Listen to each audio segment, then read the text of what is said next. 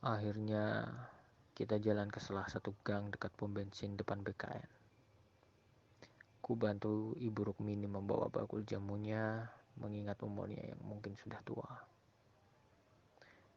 Singkat cerita, aku dan Ibu Rukmini sudah sampai di perkampungan yang terdapat tanah yang cukup luas dan ada rumah yang menjorok ke dalam satu kebun.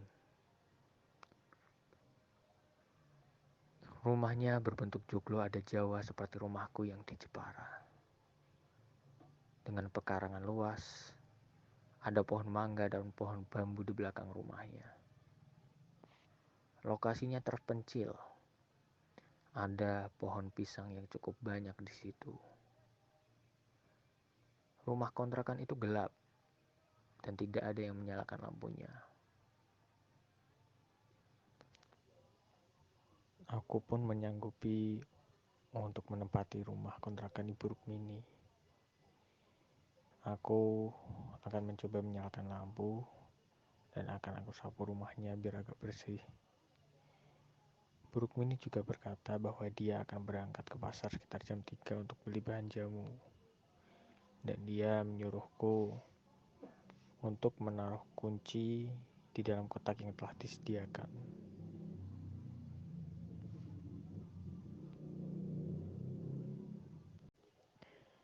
Rumah Ibu Rukmini berada agak jauh dari pekarangan serta rumah kontrakan beliau. Setelah Bu Rukmini pulang, kejadian aneh mulai terjadi.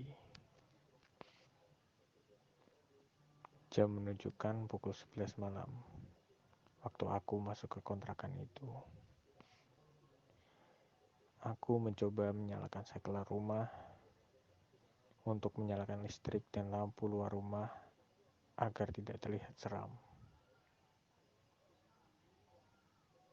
Namun, tidak ada perubahan dan lampu tidak mau menyala.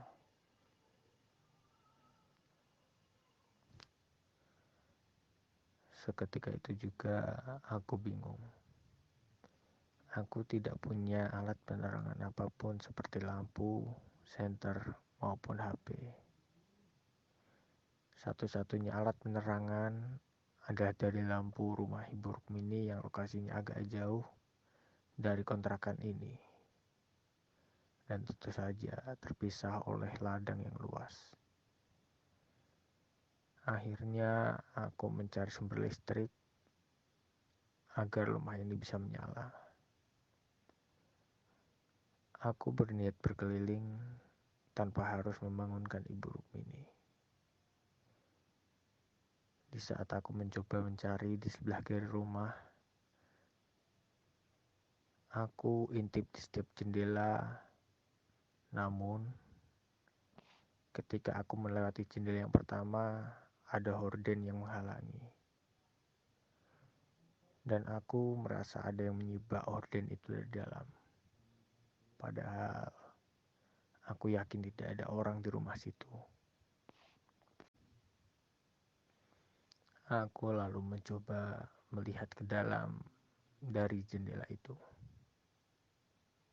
Tidak ada siapa-siapa dan aku tidak bisa melihat dengan jelas apa yang ada di dalam.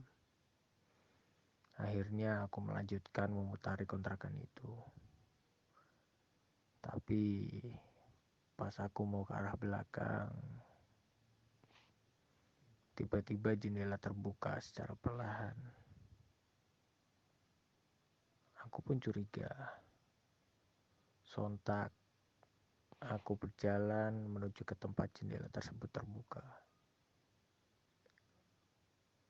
Aku ambil batu untuk pijakan agar aku bisa lihat ke dalam jendela.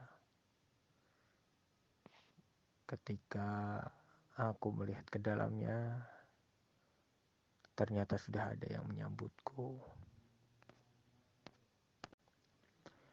Sesosok kuntilanak berambut panjang menatapku dengan senyum pucatnya. Bau melati menyerbak, darah dan tanah terbalut di baju putihnya.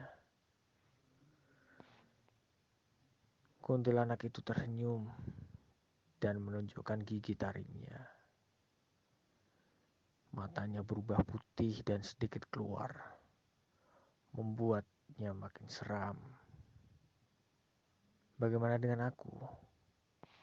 Aku coba membalikkan kaki dan kembali keluar. Namun, badan tidak bisa kugerakkan sama sekali. Di belakang kuntilanak, ada bayangan yang tak asing lagi bagiku. Ya, nenek yang ketemu di dalam bis.